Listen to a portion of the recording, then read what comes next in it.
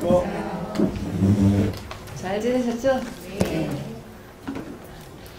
자, 이제 하다 보니까 이제 오늘 세 번째죠?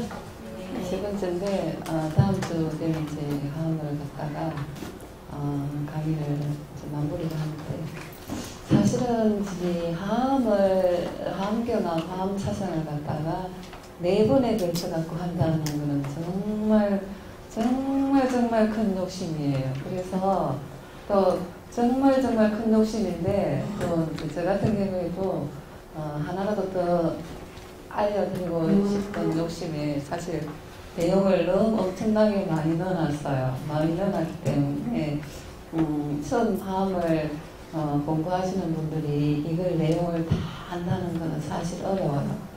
저 같은 경우에도 이제 몇십 년을 갖다가 화음까지 이제 불교까지 해가지고 화음 전공한 지 한 20년, 10년이 넘었는데 넘은 세월도 사실 화음경을 완벽하게 알지가 못해요. 왜 그러냐면 그 이유는 단 하나요. 깨닫지 못한 일반 범부 중생이기 때문에 그래요. 그래서 그렇지만은 제가 이제 스님이면서도 이제 공부하는 학생이다 보니까 하나라도 이제 여러분들이 좀 더 알았으면 어쨌든 지나가고 나면 남는 건 자료잖아요, 그죠? 자료이기 때문에 여러분들이 지금은 이제 뭐 어렵고 그렇긴 해도 지나간 세월 지나고 이 책이 이 봉원사의 불교대학원이 자료가 잘 돼 있더라고 제가 보니까. 근데 이제 잘 돼 있는데 지나고 나서 보면 여러분들한테 아마 도움이 되는 유익한 자료가 될 것 같아요. 그래서 그렇지만은 제가 작년에도 이제 여기 이제 제가 선사삼수를 해갖고 선정 5가 7종 해가지고 강의를 했었는데 그때도 이제 그걸 느꼈던 건데 다른 분들 보니까 이렇게 내용을 많이 안 넣어놨더라고요. 간단해가지고 해놨는데 그런 걸 좀 넣지 말아야지 하면서도 또 습관이라는 게 공부하는 습관, 논문 쓰는 습관, 그 습관들이 고스란히 이게 들어가는 것 같아요. 그래서 이제 다른 분들 제가 보니까 저기 경주 동국대하고 김석철 교수 같은 경우에는 각주를 달아놨는데 각주 다른 분이 별로 없는 것 같아요. 저하고 그 선생님만 다른 것 같고 다른 분은 각주가 없는 것 같더라고요. 제가 보니까. 근데 이제 일꾼 자료를 만들고 그러면 각주를 달아줘야 돼요. 왜 그러냐 그러면 각주를 안 달고 그냥 이렇게 막무가내로 내용만 정리를 내가 하면은 잘못하면은 자칫 오해를 받을 수가 있어요. 요즘에 이제 학교 선생님들도 그렇고 뭐 이제 학교 선생님으로 계시다가 뭐 이제 공직이나 하시는 분들 있잖아요, 그죠? 특히 그런 경우에는 논문 포절이니 뭐 그런 내용들이 많이 해가지고 이제 지금 뭐라 그래야지 그게 임명이 못 되고 탈락한다 그래야 되나 그 제가 말을 용어를 잘 생각이 안 나는데 물러나는 경우가 많잖아요, 그죠? 그런 게 이제 이 각주 같은 걸 갖다가 안 달아줘서 그래요. 특히나 이제 요즘 같은 경우에는 옛날에는 안 그랬는데 자기 석사 논문을 갖다가 또는 대학 박사 논문을 쓸 때도 내가 석사 논문 때 내가 쓴 거니까 그냥 그대로 갖다 옮기는 것도 인정이 안 돼요. 그거는 뭐로 들어가냐면 자기 표절에 들어가요. 자기 표절에 들어가는데 내가 썼더라 석사 논문 때 이런 내용을 썼더라 하더라도 박사 논문 때 그 석사 때 썼던 내용을 갖다가 쓰려고 그러면 인용해 쓰려고 그러면은 그 각주 주의를 해줘야 돼요. 석사 논문 이제 그거 해가지고 몇 페이지 있다는 거 해줘야 되는데 그러기 때문에 이 각주가 되게 중요해요. 중요하기 때문에 또 어떤 사람들 같은 경우에 보면 각주를 달아놨는데 페이지만 해가지고 이제 달아놓는 경우가 있어요. 그러면은 그 페이지를 엉터리로 갖다 또 달아놓는 사람들이 있어요. 그거는 왜 그런 이제 오류가 발생하냐 그러면 내가 논문을 제가 제 경우를 갖다 비유를 많이 든다 그러면 만일에 제가 이제 논문을 갖다가 박사 논문을 쓸 때 어떤 사람 책을 갖다가 자료를 보다 보니까 각주 그 사람을 갖다 썼어요. 갖다 썼는데 그 사람이 갖다 쓴 내용을 제가 그 사람을 갖다 쓰려 그러면 제가 그 책에 들어가지고 찾아가가지고 페이지에 그런 내용이 있는지 확실하게 알고 각주를 달아줘야 돼요. 출처를 달아줘야 되는데 그냥 그렇게 그 사람 해놓은 걸 그대로 갖다 쓰면은 잘못됐는지 확인 안 하고 그러면 뒤에 사람들이 그거 보고 보면은 엉뚱하게 틀린 경우가 많아요. 그런 확인을 안 해서 그래요. 그래서 이 말씀 드린 이유는 이제 여러분들 보니까 여기는 되게 열심히 특히 이제 다른 쪽은 모르겠고 특히 요번에 화음을 들으시는 수강하시는 분들은 열정이 대단하신 것 같아요. 그래서 아침에 이제 어떤 모사님이 물으셨는데 화엄경 같은 경우에는 이제 초학자가 보기에는 어려운데 대한불교 조계종 출판사에서 나온 화엄경 오교장이라는 책이 있어요. 이제 그건 이렇게 말씀드리는 이유는 한 분만 아시는 게 아니고 여러분들도 같이 아시면 다음에 화엄경에 대해서 궁금하거나 그 내용이 이해가 잘 안 된다 그러시면 그 책을 갖다 하나 사가지고 소장을 가지고 계시면 내가 궁금한 내용을 갖다 찾아볼 수가 있어요. 그래서 이제 옛날에 제가 살 때는 25,000원 주고 샀는데 요즘에는 얼마 하는지 잘 모르겠어요. 그걸 사가지고 가지고 계시고 궁금할 때 여러분들이 한 번씩 보시면 좋을 것 같아요. 그러면 이제 그거 같은 경우에는 우리 이제 학담선이라는 분이 그걸 갖다가 이제 편력을 했어요. 원래 그 화엄경 오교장 같은 경우에는 이 우리나라 학담선님이 쓴 게 아니고 화엄경 오교장을 쓴 사람은 누구냐면은 화엄대가죠. 화엄대간대 중국 현수법장스님 화엄경 오교장을 썼어요. 그 내용을 갖다가 오늘날 우리 현대인이 좀 알아듣게끔 우리나라 말로 조금 쉽게 옹기적인 거라 보시면 돼요. 조금 쉽게 풀이해놨으니까 화엄경 오교장을 갖다 현수스님 걸 갖다 보려고 그러면 이제 한문에도 달통을 해야 볼 수가 있어요. 근데 달통해서 볼 수도 있고 달통해서 의역을 직역을 하면 이게 무슨 말인지 잘 몰라요.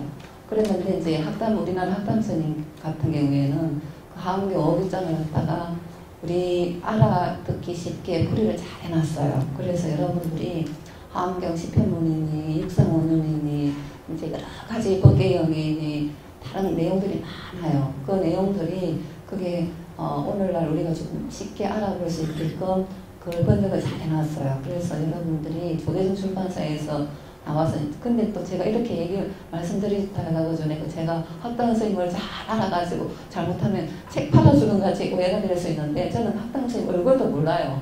단지 제가 그분을 책을 가지고 있으니까 책을 화엄을 공부를 하다 보니까 책을 가지고 한 번씩 보다 보면은 그 책이 잘 돼 있다는 걸 알아요. 얼굴을 한 번도 본 적이 없지만은 책을 통해서 그 사람이 이 책을 잘 이제 만들어나고 편집을 잘 했구나는 걸 알 수 있어요. 그렇기 때문에 여러분들이 그 책을 갖다가 하나씩 구입을 하셔가지고 아마 그 이제 저기서 앞에 가면 불교 서점이 있잖아요. 그 제감에 있는데 거기 가면 팔 거예요. 제가 그 산지는 오래됐는데 요즘은 얼마 하는지 모르겠어요. 제가 구입할 때는 10년도 넘은 것 같은데 2003년도에 구입을 했나? 그러면 10년도 더 되는 10년 좀 넘었죠. 그죠? 넘은 것 같은데 그때 25,000원 주고 산 것 같아요. 산 것 같으니까 여러분들이 구입을 하시면 가지고 궁금한 내용 같은 경우에는 보시면 될 것 같아요. 그리고 이제 또 한 분이 아까 전에 말씀하셨는데 간센보살님이 부처님이냐고 여쭙는데 부처님은 아니죠. 부처님은 아니고 바로 보살이죠. 바로 이제 이걸 갖다 설명드리려고 그러면 이거 질문했기 때문에 제가 이제 이거는 유익한 질문이기 때문에 공유를 하는 것도 좋잖아요. 그죠? 그래서 말씀드리는 겁니다. 이 개념을 알려고 그러면은 보살이 왜 생겼는지, 언제 생겼는지, 보살이라는 말을 언제부터 사용했는지 그거를 알 필요가 있어요. 그걸 알 필요가 있는데 보살이라는 개념, 그러니까 다르게 말씀드리면 보살이라는 말을 사용하기 시작한 거는 대성불교 오면서기예요. 대성불교 오면서부터 이 보살 사상이 생기면서 많은 간신보살뿐만 아니라 많은 보살님들이 생겨요. 많은 보살님들이 생기고 또 많은 부처님들이 생겨요. 그래서 이제 이거 조금 진도가 조금 늦더라도 이거는 좀 아셔야 될 것 같아요. 왜냐하면 또 질문이 들어왔기 때문에 아셔야 될 것 같고 이걸 개념을 설명하려고 그러면 불교 역사를 갖다 조금 알아야 돼요. 불교 역사를 알아야 되는데 불교 제일 처음의 역사가 뭐예요? 제일 처음은 원시불교죠. 원시불교 같은 경우에는 부처님이 생존해 계시던 시대를 갖다가 원시불교다 얘기를 해요. 그 부처님 돌아가시고 나서는 물이 없네. 물 좀 갖다 주시죠. 부처님 돌아가시고 나서는 이제 그 초기불교 딱 들어가는데 초기불교, 원시불교, 부파불교까지는 보살이라는 개념이 없어요. 보살이라는 개념이 없는데 그 대신에 이제 아함경, 사함경 쪽으로는 경전에 부처님은 보살의 개념에 대해서 얘기를 하고 있어요. 얘기를 하고 있는데 실질적으로 사용하지는 않았어요. 사용하지는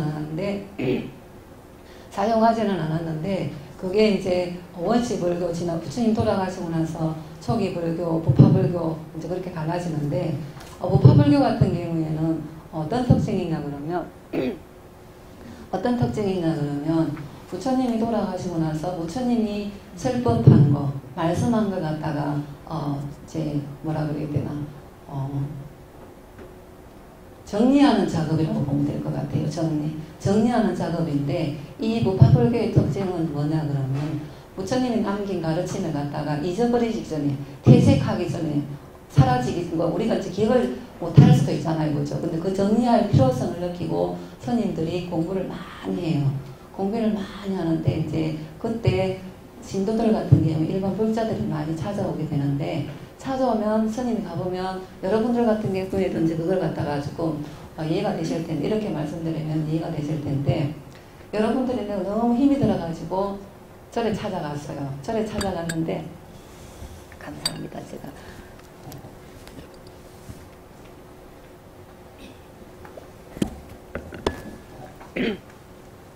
절에 찾아갔는데 스님이 나는 모른 척하고 계속 자기 하는 공부만 하고 있어. 그러면 기분이 나쁘겠죠, 그죠? 근데 그 시대 같은 경우에는 스님들은 또 등한시 하고 싶어서 등한시 한 게 아니고 부처님이 말씀하신 걸 갖다가 정리하고 그러지 않으면은 잊어버릴까봐 그 정리하는 작업이 필요하게 돼 있어요. 그게 뭐냐면 결집이에요. 결집이 이제 일어나겠는데 남방불교 같은 경우에는 모두 3차례 결집 또 나중에 후대에 와가지고 6차까지 6차례까지 결집이 일어나게 돼요. 일어나게 되는데 전통적으로는 1차, 2차, 3차 결집이 중요한데 그 결집을 통해서 부처님이 남긴 가르침을 갖다가 정리하는 역할을 하게 돼요.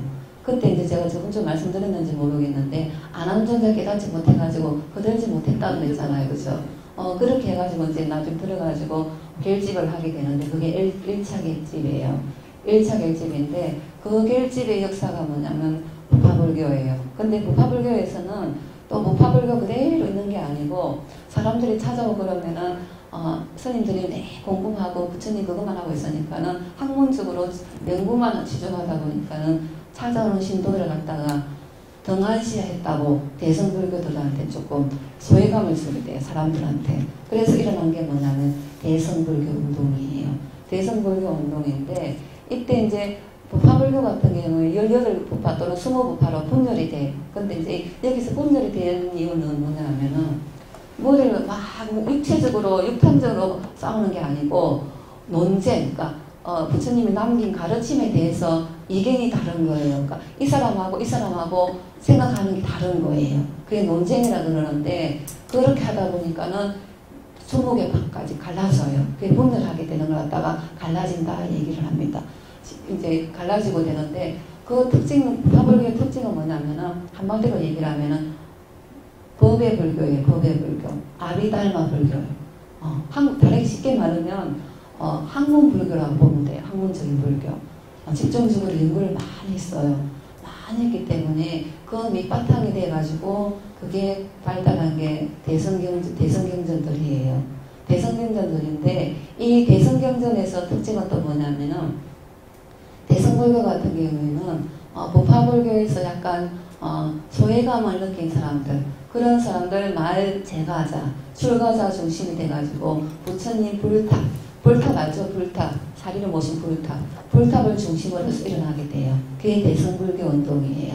그 대성불교에서 일어난 게 뭐냐면은 부처님 살아계실 때 근본 사상으로 돌아가자 하는 게 대성불교 취지예요. 거기서 중요시된 게 뭐냐면은 육바라밀, 십바라밀이에요.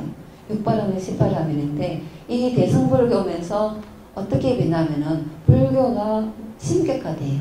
불교는 신이 없는 종교예요. 그죠? 신이 없는 종교인데 아이러니하게도 대성불교면서 불교가 신격화돼 버려요. 그러면서 신격화됐다는 건 뭐냐면은 많은 부처님들이 생겨나요. 뜻도 못한 많은 부처님이 생겨나고 많은 보살들이 생겨나요. 그러니까 많은 보살들이 생겨나는 것은 다양한 이름을 가지고 있는 보살님들이 출연하게 된다는 소리예요. 그 많은 보살님들 중에서 한 분이 누구냐면 간센보살도 들어가요. 예.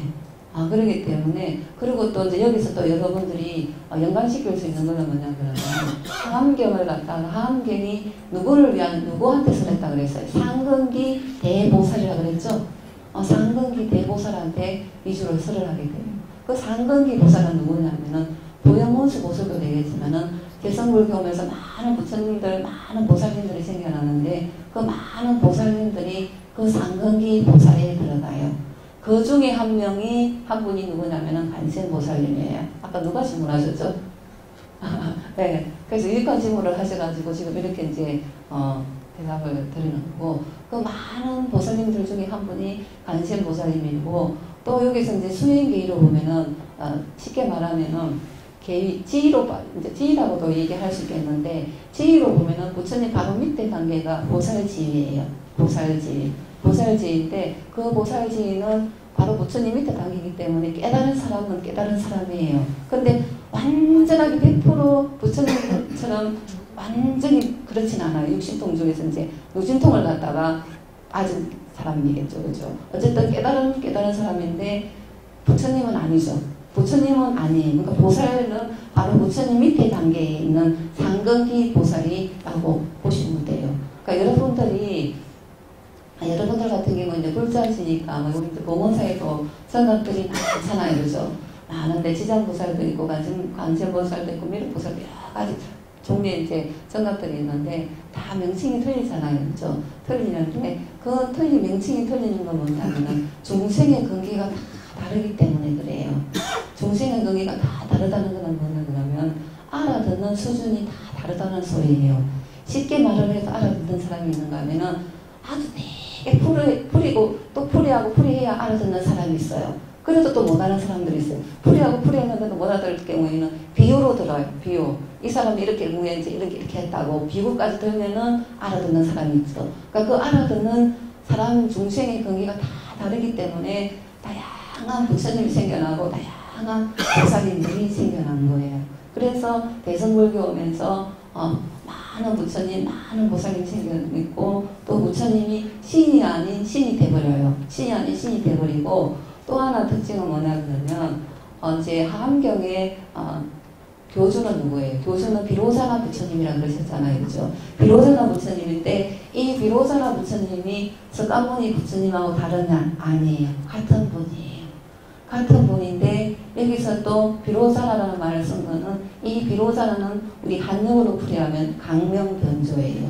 강명변조는 뭐냐면 밝고 밝은 하나 태양에 비유하기 때문에 따로 서가모니라는 명칭을 안 쓰고 강명변조인 비로자나 부처님을 갖다가 그러니까 주 부처님으로 갖다가 내세운 거예요. 하암경에서 비로자나 부처님을 갖다 서가모니 부처님으로 굳이 이름을 안 내세우고 비로자나 부처님을 내세운 까닭은 그 비로자나 이름은 강명변조이기 때문에 그래요. 밝은 태양은 하늘에 있는 태양은 우주 만물을 갖다가 안 비추는 데가 없잖아요. 그렇기 때문에 그 두루두루 비추기 때문에 비로자나 부처님을 갖다가 하암경에 교주 부처님으로 내세운 거예요. 그러니까 그렇지만은 비로자나 부처님하고 석가모니 부처님하고 다른 분이 아니에요. 같은 분이에요. 그렇지. 조금 제가 지금 말이 잘 생각했는데 용도라는 말이 이렇게 사용하면 안 되는데 용도에 맞게끔 이렇게 갖다 내세운 게 비로자나 부처님이라고 돼요. 네, 그렇게 할 텐데 그렇게 정리를 하시면 될 것 같고 어쨌든 하암경은 여러분들이 지금 자꾸 제가 말씀드리는데 하암경뿐만 아니라 불교의 모든 교회 경우에는 이론적인 거, 이론적이라는 거는 뭐냐면 정신적인 측면을 얘기를 합니다. 정신적인 측면하고 이론적인 면하고 실천적인 거, 그걸로 다 구성이 돼 있어요. 구성이 돼 있는데 이것도 제가 말씀드렸지만은 하암경도 마찬가지예요. 80권 하암경을 가지고 80권 하암경 첫 번째 품이 뭐예요? 세주 명품이에요. 그죠? 세주 명품인데 오늘 배울 텐데 세주라는 것은 여러분들이 하암성종 있잖아요. 그죠? 하암성종. 신종단 있죠? 신종단이 하암성종인데 그분들은 하암성종을 갖다가 세주라고 얘기를 해요. 세주. 세주는 세간의 주인이에요. 이 세상의 주인을 세주다 얘기를 합니다. 그렇게 얘기를 하는데 어쨌든 그렇게 세주 명품부터 해가지고 38품이 뭐예요? 이세간품. 이세간품까지는 이론적인 면이래요. 이론적인 면. 이론적인 면이 정신적인 측면을 강조를 하고 있어요. 그렇지만은 39품 같은 경우, 60권 같은 경우에는 34품이 되겠죠. 그죠? 60권 같은 34품을 연주하는데 80권으로 봤을 때는 39품인 입법계품. 입법계품 같은 경우는 하암경의 4분의 1의 양에 해당되는데 그거는 뭐예요? 그 어마어마한 양이 실천적인 면을 강조하고 있다는 것은 이론으로 말로 끝나는 게 아니고 반드시 실천을 해야 된다는 걸 강조하기 위해서 그 방대한 양을 갖다가 할애를 하고 있어요. 할애를 해가지고 이제 설을 하고 있는데 그게 입법계품이에요. 그래서 어쨌든 이 입법계품인 것은 지금 하는 건 뭐냐 그러면 보현행운이에요. 보현행. 하암경은 핵심은 뭐냐면 보현행이에요. 아니라고 하니까 그거 할 수가 없는데 어쨌든 보현행으로 기결되는데 반드시 실천을 해야 돼요. 실천. 그렇게 해가지고 하암경은 그렇게 구성이 돼 있어요. 구성이 돼 있는데 이거 조금 땡겨주시겠어요? 그래서 이제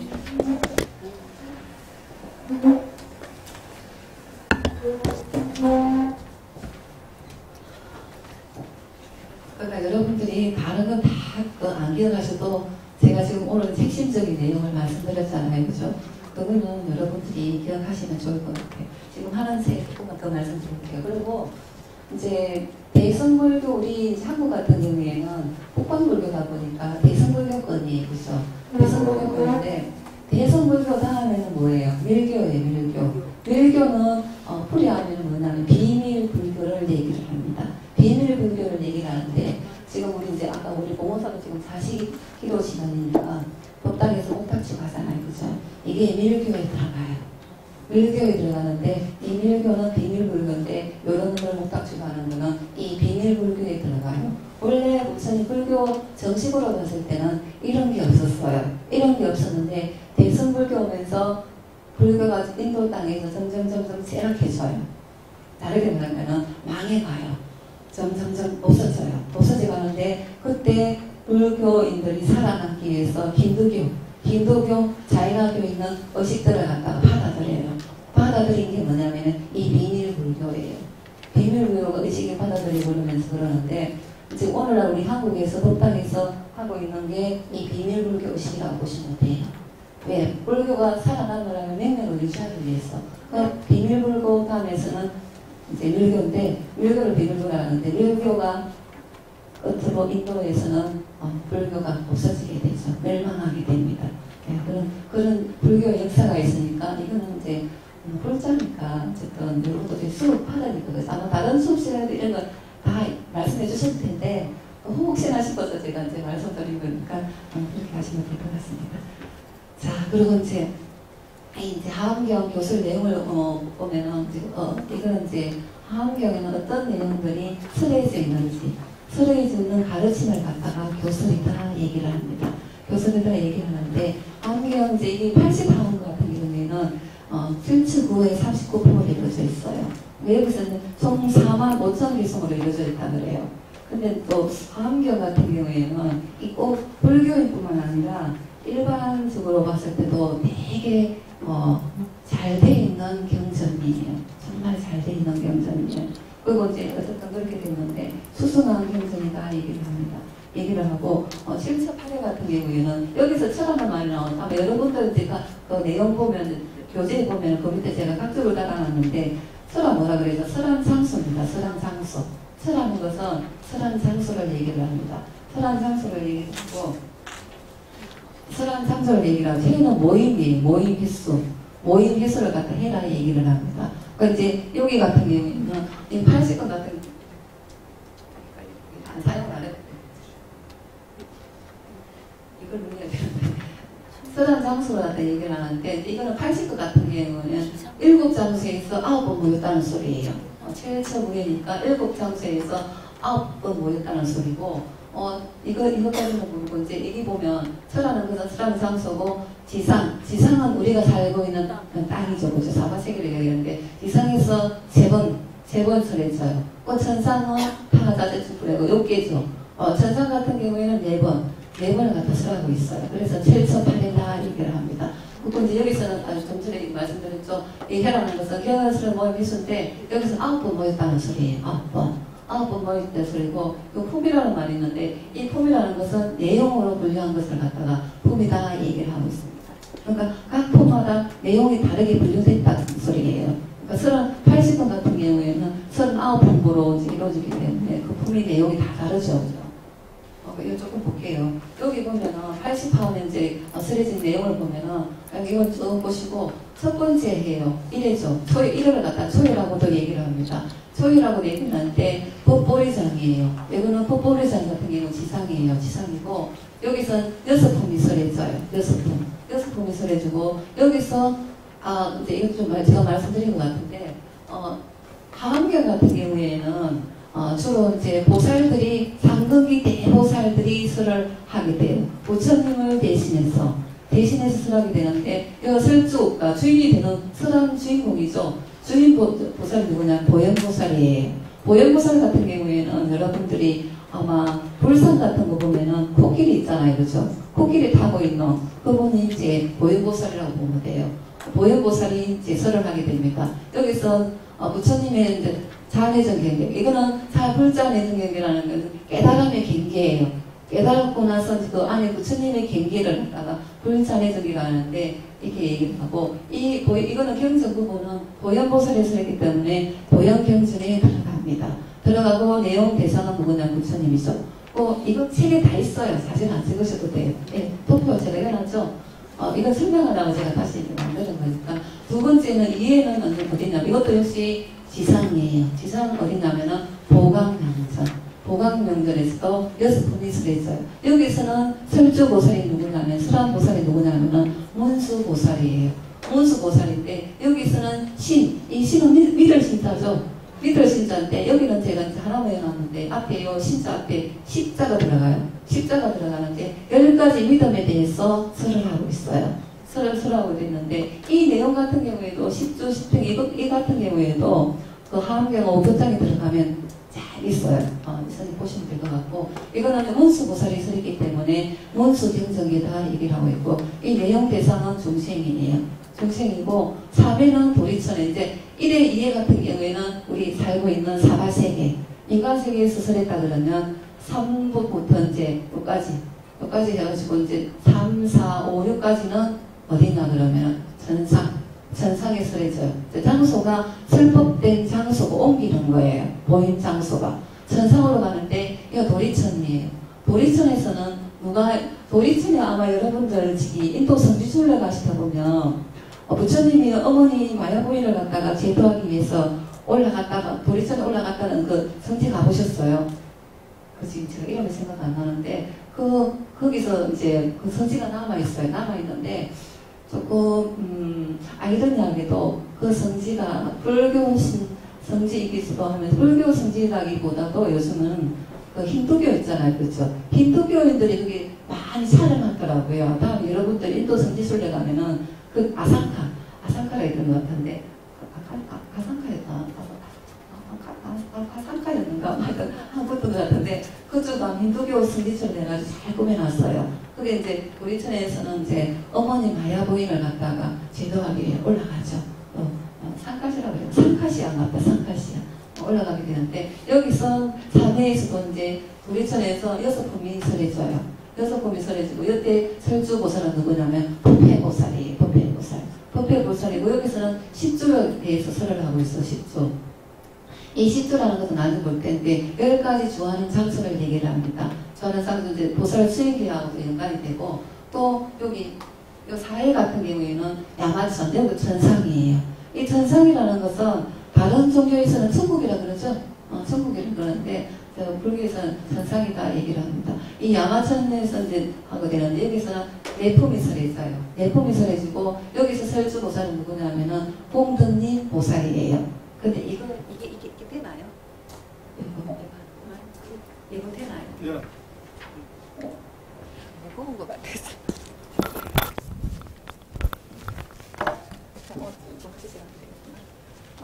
봉든님 보살이에요. 여기서는 이제 10행을 갖다 설하고 있어요. 10가지 행, 10가지 행을 설하고 여기서 이제 5번째는 도솔천이에요. 또 도솔천에서 이제 요거는 도리천이고요. 도솔천이죠. 여기는 세폼이 설해져요. 여기 설주보살은 뭐냐면 건강당 보살이에요. 건강당 보살이고 여기는 10회야. 10회 10가지 해양에 대해서 설을 하고 있어요. 또 6번째는 타자대천인데 이제 천상 중에서도 6개 6천 중에서도 가장 높은 위치로 봤을 때 높은 데는 어디냐면은 이 타자재천이에요. 타자재천에서는 십지를 설하고 있어요. 십지를 설하고 있는데 여기서는 한 품만 설하고 있어요. 십지품 한 품만 설고 여기서 설주보살은 누구냐면은 여기 5회 같은 경우에 건강당이었는데 6회 같은 경우에는 타자재천 십지품을 설한 사람은 건강장 보살이에요. 아마 이제 여러분들 저기 건강장 들어보시는지 모르겠는데 건강장 보살이 십지를 설했기 때문에 3, 4, 5, 6회 같은 게 이 모임에서는 십지 경전에 들어가요. 십주, 십행, 십향, 십지는 이 세 가지 같은 경우에는 십지로 포섭이 돼요. 그렇기 때문에 십지 경전에 들어가요. 그래서 이제 대상은 보살이 됩니다. 근데 7회 같은 경우에는 이제 아까 전에 한번 보강명전에 설했잖아요. 그죠? 또 와서 설하니까 도덕종자가 들어갔어요. 또 설하면 여기는 11품이 설했어요. 11품이 설하고 여기서는 주로 보현보살이 설주가예요. 설주보살이 되죠. 여기서는 등각 묘각에 대해서 설하고 있는데 이 각은 깨달을 각자죠. 설하고 있고 여기서는 이 보현보살이 설했기 때문에 경전이 보현경전으로 분류가 됩니다. 분류가 되고 그 대상은 누구냐면은 부처님이에요. 8회 같은 경우에 또 이 끄덕중이잖아요. 이건 여기 2중이라면 3중이에요. 여기도 이제 끄덕 보강명전에서 설하기는 이 지상이죠. 지상입니다. 지상이고 여기서 한 품이죠. 한 품이고 또 보현보살. 여기는 묘각에 설하고 있어요. 여기도 보현경전이고 후회 같은 경우에 극고도건이죠. 지상.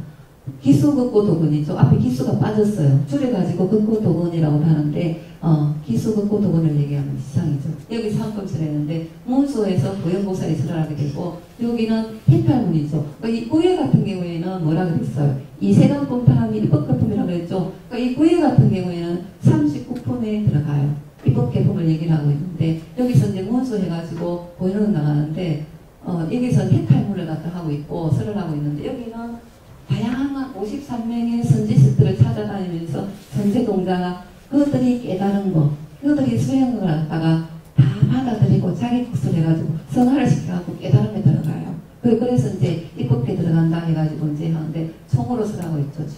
총으로 설하고 있는데 총괄적이라고 보시면 될 것 같아요. 또 이제 여기서 보면은 여러분들이 설해진 모임 장소를 보면은 지상, 천상, 지상선으로 이렇게 연결이 돼 있어요. 지상, 천상, 지상, 선으로 이제 인사를 하고 있고 또 여기 보면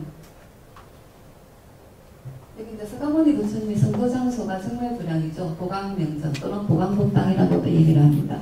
얘기를 하고 어디로 가냐면 도린천, 야마천 쭉 가가지고 마지막에는 보강법당 다시 처음에 설했던 보강법당으로 돌아오는 그게 순서로 되어 있어요. 장소가 이렇게 바뀝니다. 설철 듣고 보면은 설철 같은 경우에 지상에서 최상 최고에 오른다면 다시 지상에 보강법당으로 오게 되죠. 돌아왔고 마지막 입법개론 갔다가 이제 설하게 되는데 인계라는 것은 우리가 살고 있는 사바세계를 얘기를 합니다. 그죠? 사바세계를 얘기하고 여기서 또 다르게 얘기를 하면 수행계와도 수행계획이 뭐냐면은 수행하는 사제 아까 10부터 시작해서 10조 쭉 나오잖아요. 그죠? 이걸 그러니까 쉽게 얘기를 하면 이 수행계획을 비유를 할 수 있는 게 뭐냐면은 우리 애들 가지고 학교 교육을 가지고 비유를 한다 그러면 애들이 이제 우리 저 때만 해도 유치원이라는 게 없었어요. 없었는데 아무튼 여러분들 이제 저보다 나이 많으신 분도 계신 것 같은데, 유치원이랑 저는 시골 출신이고 유치원이 일단 없어요. 근데 오늘날 같은 경우에는 유치원이 없는 대신에 그 동네 또래들하고 뛰놀잖아요. 그죠? 마을에 나와가지고 뛰노는데, 올해는 그 뛰노는 게 도시화되다 보니까는 산업화 도시화되다 보니까 애들이 거리로 안 가고 어디로 가요? 어린이집 유치원으로 가잖아요. 그죠? 거기서 또래들하고 관계를 하면서 사회성을 키우잖아요. 그죠? 키우는데 그 유치원 다음에 어디로 들어가요? 초등학교 들어가잖아요. 그죠? 초등학교 다음에는 졸업을 하긴 하면 어디로 가요? 중학교 가죠. 그 내용이 이 내용이에요. 수행에도 차츰 쉬운 것부터 시작했고 차츰 올라가는 거예요. 깨달음에 들어가는 거. 바로 우리 이제 가나선 같은 경우에는 도로 점수도 얘기를 하고 있는데, 수행해가지고 깨달음에도 점차 처음부터 쉬운 것부터 시작해서 차츰 올라가는 걸 갖다 수행계이라 얘기를 해요. 학교 교육을 치자면은 어린이집부터 시작하고 초등학교 쭉 대학교까지 가는 것처럼 이 깨달음에도 이런 단계를 거쳐야 된다고 봐요. 그걸 갖다가 뭐라 그러냐면은 수행계이다 얘기를 합니다. 이해되시죠? 예, 그걸 갖다 이제 보살 수행계를 수행계하고 이렇게 써보면 어려우니까 제가 좀 전에 초등학교 교육학교 비유를 드렸잖아요. 그죠? 그것처럼 학교 교육도 그런 게 점차 단계 있는 것처럼 이 수행에도 단계가 있다는 거. 단계가 있다는 걸 다 기억하시면 될 것 같고, 그 제일 첫 번째 단계가 뭐냐면 십신이에요. 믿음이에요. 그래가지고 쭉 해갖고 이제 나중에 등가 모가까지 해갖고 이제 부처가 되는 건데, 그걸 갖다가 이 수행계이라고 얘기를 합니다. 그렇기 때문에 관련되죠. 그런 것처럼 이 이제 설처 같은 경우에도 아까 제일 첫 번째가 지상에서 도리천으로 갔잖아요. 그죠? 도리천으로 가고 마지막에 또 다시 보강명전으로 들어오잖아요. 그죠? 거기처럼 이 관련이 됩니다. 그렇기 때문에 중생의 세계로 향하는 게 이제 보살도의 상징입니다. 이렇게 있다는 거 기억하시면 좋을 것 같고, 이제 설주에 분류를 할 수 있는데, 이 분류 같은 경우에도 보현보살이 설주가 돼갖고 부처님이 깨달은 법계를 갖다 설하는데, 이건 아까 전에 제가 그 도표 있잖아요. 그죠? 도표를 갖다 설명하는 겁니다. 보현경전이고, 그 다음에 뭐냐면은 문수보살이 설주가 되었고, 중생에게 신심이죠. 믿는 마음이죠. 믿는 마음. 이렇게 가는 원수경전인데, 선제동자 같은 경우에도 문수보살의 건조에 의해 가지고 발심을 하게 돼요. 발심을 하게 되는데, 제가 저번 학기에 이제 가르쳤던, 동태에서 가르쳤던 학생이 저한테 이렇게 물었어요.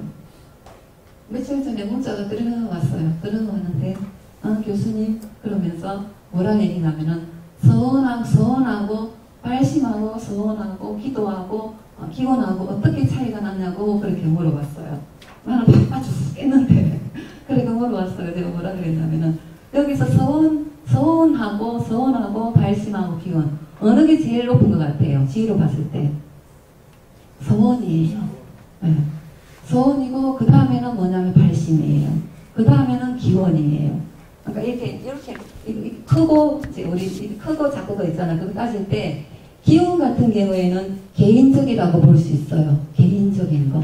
개인적인 거라면은, 그 다음에 발심은 한층 조금, 거기서 조금 업그레이드 된 거라 보시면 돼요. 발심이 또 초발심인지, 소발심 작용도 있고, 이제 발심법도 있는데, 어쨌든 이 발심이 뭐가 되냐면, 서원을 일으키기 위한 깨달음에 들어가긴 하나의 밑거름이 된다고 보시면 돼요. 그래서 발심이 중요하죠. 그래서 하암경에는 초발심시 변성정각이다 라는 말 있죠. 그러니까 처음 먹은 마음을 갖다 그대로 유지하기가 어렵잖아요. 그죠? 근데 그래서 우리나라 속담에 뭐 있어요? 작심삼일이란 말 있잖아요. 그죠? 작심삼일이란 말 있잖아요. 여러분들 계획하면은 잘 지키나요? 저는 계획을 못 세워 살아요. 어디를 가야지 하잖아요. 그러면 그날 마음에 따라서 일로 안 가고 다르게 가요. 계획대로 못 살고 사는데, 이제 조금 제가 이제 스님이니까 별 그게 없는데, 아마 일반인들 같은 경우에는, 대불자들 같은 경우에는 계획적이니까 조금 살아야 될 것 같아요. 그죠? 그런데 이제 발심은 서원을 일으키는 이끌음이 돼요. 기본 출발선이라고 보시면 돼요.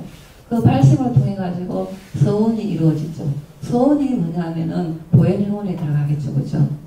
이제 10대 원도 있고 여러 가지 서원들이 있는데, 그렇게 순서가 돼요. 아시겠죠? 이제 그분이 학생인데 그렇게 질문을 해갖고 이거 하니까 생각이 나가지고 제가 말씀드렸습니다. 그리고 여기 보면 그렇기 때문에 신심이 일으키는 게 이제 문수경전이죠. 그리고 전궁사회죠. 전궁사회 같은 경우에는 항성대는 이제 보살도를 실천하는 십지경전을 갖다가 나눌 때, 이 십지가 아까 이제 십향도 그렇고 십조도 그렇고 이 십지로 포섭이 되기 때문에 이게 십지경전으로 들어갑니다. 그러고 또 화엄경 같은 경우에는 이제 세 개의 주제로 이루어져 있어요. 세 개의 주제로 이루어져 있는데 전체 화엄경 전체 주제는 뭐냐면 깨달음이에요. 깨달음 선제 동자가 입법기에 들어가잖아요. 법기에 들어가잖아요. 그래서 법기에 들어간다는 것은 깨달음의 세계에 들어간다는 소리예요. 그렇기 때문에 전체 주제는 깨달음이 있고 세 개의 주제로 세부적으로 보면 세 개의 주제로 구성되어 있어요. 이루어져 있어요. 이루어져 있는데 제1부 같은 경우는 제1의 성묘도량이죠. 여기서 교적, 화엄경 교적 비로자문이죠. 깨달음. 그리고 그 세계 연화장세계. 연화장세계 같은 경우에는 다르게 얘기를 하면 이제 연화장세계 같은 경우에는 노사나품이라고도 얘기를 하는데 여기 같은 게 여러분들이 잘 알고 있는 건 뭐예요? 극락세계. 정토세계가 연화장세계예요. 연화장세계인데 이게 정말 세밀하게 묘사가 잘 돼 있어요. 정말 설명이 잘 돼 있어요. 그래서 이제 양상, 본질하고 양상을 보이는데 규마가 있는데 여기서 두 개의 품으로 구성이 돼 있어요. 구성이 돼 있고 제2부 같은 경우에는 제2의 보강복당에부터 제7의 보강복당 중에까지예요. 이게 31품으로 구성이 돼 있어요. 31품으로 구성인데 여기는 부처님의 세계에는 실천이죠. 실천이 아까 제가 뭐라고 해요? 수행 계의가 실천이에요. 10조, 10회양, 10지가 여기 제시가 돼요. 제시가 되는데 여기 이제 보살의 수행 계의를 추구해갖고 다각적, 극적으로 제시가 있는 여기도 내용이 아주 잘 돼 있어요. 그래서 저는 이 화엄경을 갖다가 이제 볼 때마다 무슨 생각을 하냐면 부처님이 성도하시고 나서 14일 또는 20일 만에 이제 21일 동안 이제 설을 했다고 얘기를 하는데 그 설한 거는 둘째치고 이걸 화엄경을 갖다가 이렇게 옮긴 사람 찬술자가 되겠죠, 그죠? 그 찬술자도 깨달은 사람일 것 같아요. 깨달았기 때문에 그걸 그대로 옮겼겠죠, 그죠? 깨닫지 않고는 그 세계를 갖다가 표현을 할 수가 없어요. 여러분들을 위해 주기 내가 편지를 한다 쓴다 해도 또는 문자를 한 통 보낸다 해도 내가 어떤 내용을 보내야 되겠다고 생각을 하고 보내잖아요, 그죠? 그 생각도 없이 보내면은 안 되잖아요, 그죠? 그런 것처럼 글을 쓸 때도 마찬가지고 이거는 책으로 만들 때도 마찬가지고 그 내용을 알아야 완벽하게 알아야 설명을 할 수 있어요. 그렇기 때문에 이 화엄경을 집필한 찬술가도 제가 봤을 때는 깨달은 사람이에요. 그렇기 때문에 이렇게 화엄경뿐만 아니라 모든 경전이 그럴 것 같아요. 그래서 어쨌든 이렇게 되어 있는데 이건 그리고 제3부 같은 경우에는 이제 8회죠. 중간복당 해가지고 입법개품이 되어 들어가는데 여기는 한 사람이 구도자가 나오는데 이 한 사람이 구도자는 누구예요? 선제동자예요. 선제동자가 이제 제시가 되는데 이 선제동자를 갖다가 등장인물로 내세워가지고 53명의 인물들을 다 찾아다니면서 그들이 수행하는 과정, 수행하는 내용 그걸 갖다가 다 듣고 경청을 하고 자기 것으로 받아들이고 몸으로 그렇게 실천을 해요. 실천하는데 그때 또 여기서 보면 조금 제가 이제 이게 여기 입법경품 가지고도 논문을 썼고 책으로도 제가 이제 다른 본으로 했는데 제가 다음 주 오면 이 도서관에 책을 한 권 갖다 줘야 될 것 같아요. 책을 갖다가 도서관에 있는 것 같아요. 저때 대충 봤는데 또 도서관이 있더라고요. 제 책을 갖다가 하나 갖다 드릴 건데 입법경품 보면은 여기 이제 이 한 사람 선제동자 같은 경우에는 53명의 사람들을 갖다 찾아다니면서도 의심을 내거나 피로하거나 하지 말아야 되는데 제일 처음에 문수보살이 선제동자한테 뭘 얘기를 하냐면 선제동자가 어떻게 보살을 갔다고 보살행을 하고 막 물어요. 그러면은 보살행을 하는 게 그렇게 물었을 때 보살들을 구해야 합니까? 물었을 때 문수보살이 뭐냐면은 결코 게으르거나 피로해하지 말아라 얘기해요. 게으르거나 차별하지 말고 필요하지 말고 보살들을 물으라 얘기를 하고 있어요. 물을 하고 있는데 이제 선제동자 같은 경우에도 인간이다 보니까 여러분들도 그렇지 않아요, 그죠? 또 사람 똑같이 대해야 되는데 한결같이 대할 수가 없잖아요. 근데 내 기분에 따라서 내가 기분이 막 좋고 그러면은 요만 안 좋은 일도 좋게 받아들이는데 내가 기분이 안 좋고 그러면은 안 좋은 일, 좋은 일도 막 그래도 짜증나잖아요. 그쵸? 그런 것처럼 조금 피로하고 게을러지고 그런 게 조금 습성이라 할 수 있는데 하다 보니까 선제동자 같은 경우에도 사람이다 보니까 사람들 찾아다니면서 의심을 내게 돼요. 의심을 내게 되는 이유가 이제 두 군데가 세 군데가 나오는 세 군데 의심을 내는 장면이 나오는데 그 장면 중에서 특히 이제 모령종왕 같은 경우도 그렇고 성결바라문 같은 경우도 그렇고 특히 이제 그 모령종왕 같은 경우에는 찾아가면은 뭐라 그러냐면 높은 칼산에서 뛰어내리라 그래요. 선제동자 보고 보살도를 어떻게 해나고 어떻게 구합니까? 물으니까 그 왕이 그 칼산에서 뛰어내리라 그래요. 뛰어내리라 그러니까 여러분들 같으면 어떻게 뛰어내리라고 여러분들 뛰어내리겠어요?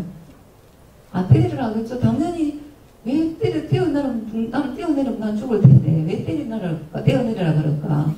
사람 못 받기도 이렇게 힘이 든데 왜 나를 때리내리라 뛰어내리는 거 있죠. 뛰어내리라 그러는 거예요. 그러니까 그러면서 선제동자가 사람 몸 받기도 어려운데 왜 이 높은 산에서 나를 보고 몸을 던져가고 뛰어내리라 그럴까 하면서 의심을 품어요. 의심을 품을만 하죠. 예. 그러니까 그 사방에 있던 보이지 않는 천신들이 허공을 대고 막 그래요. 의심을 내고 차별을 내지 말고 저 선지식이 시키는 대로 해라 얘기를 해요. 아무 의심도 내지 말으라 그래요. 의심 내는 것 자체를 갖다가 잘못했다고 선지동자 보고 막 꾸짖어요. 잘못했다고. 그러면서 그 마음을 버릴 것을 얘기를 해요. 그러니까 이 선제동자가 그 주위에 보이지 않는 자제천신을 비롯해서 그 천신들의 말을 듣고 그냥 그거 없이 의심 없이 뛰어내려요. 뛰어내리니까는 그러니까 여기서 정말 뛰어내리진 않겠죠. 정신적으로 그 얘기를 하는 거예요. 근데 우리 학생들도 보면 가르치다 보면 부처님이 마야부인 이제 태어날 때 보면 오른쪽 옆구리로 태어난다 그러잖아요. 그죠? 그럼 오른쪽 옆구리로 태어난 사람 있어요? 없어요? 그거 제가 분명히 얘기를 해요. 상징적인 거라고. 왜 옆구리로 태어나는 것은 부처님의 계급을 얘기를 해요. 계급이 모사 왕족 계급이기 때문에 계급의 우열을 가리기 위해서 옆구리로 태어난다고 제가 상징성 있다 얘기를 하면서 실제로 태어나는 것은 다 어머니 산토로 태어나잖아요. 그죠? 그렇게 얘기를 하는데도 나중에 엉뚱하게 얘기를 해요. 잘못됐다고. 그래서 불교는 우상이고 뭐 허mon이 없다고 그렇게 막 얘기를 해요. 여기서도 마찬가지죠. 실제로 때려나는 건 아니겠죠? 마음에서 그런 것 같다 가지고 있던 것 같다 벗으라는 소리죠. 삼독시 오욕 번뇌를 갖다 거기서 벗어내리고 뛰어내리라는 소리겠죠. 실제로 뛰어내리겠어 죽죠. 그죠? 그런 게 상징성이 있어요.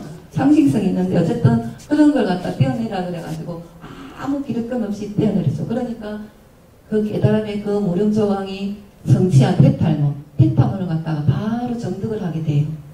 정득하게 돼요. 거기에 그런 과정들이 나와요. 또 하나는 뭐냐면은 바수밀다를 찾아가요. 바수밀 53정 중에서 바수밀다라는 여인이 나오는데 이 여인 같은 경우에는 요녀예요. 요녀. 요녀라는 것은 오늘날 얘기를 하면은 오늘날은 오늘날은 있는지 없는지 모르겠고 옛날 우리나라 비유로 들자 그러면은 그 기생빵이라 그러나 그 뭐라 그러죠? 기녀들이 있는데 그 기녀라고 보시면 돼요. 근데 찾아가니까는 물으니까는 동네 사람들이 성에 들어가가지고 선지동자가 마을 사람들한테 물어요. 성한 사람들한테 바수밀다가 사는 곳이 여인이 찾아가는데 그 바수밀다를 만나려면 어디로 갑니까? 물으니까는 그 성 안에 있는 사람, 이거는 선제동자가 의심을 내는 게 아니고 그 성 안에 있는 사람들이 의심을 내요. 젊은 총각이, 젊은 청년이 왜 젊은 요녀를 갖다가 찾아가는 걸까? 의심을 품어요. 그런 장면들이 나와요. 그런 장면들이 나오는데 어쨌든 이 선제동자 같은 경우에는 직업에 차별을 두지 않고 다 찾아다녀요. 불교를 믿는 사람만 찾아다니는 게 아니고 남녀노소 직업 귀천없이 다 찾아다녀요. 외도들, 불교를 믿지 않는 사람들까지도 찾아다니면서 그들이 수행한 깨달음 하는 방법을 갖다 다 터득을 하고 자기 것으로 만들어요. 만들어가지고 결국은 어디로 들어가냐면 법계에 들어가죠. 깨달음의 바다에 들어가요. 그 내용 내용인데 여기서 이제 이 내용이 그 내용이 전기등이 이제 구체적으로 나와 있는데 이 구체적으로 나와 있는 거는 53선 지식이 등장해가지고 그런 과정들을 갖다가 설명하고 있다는 소리예요. 예, 조금 이따 할게요.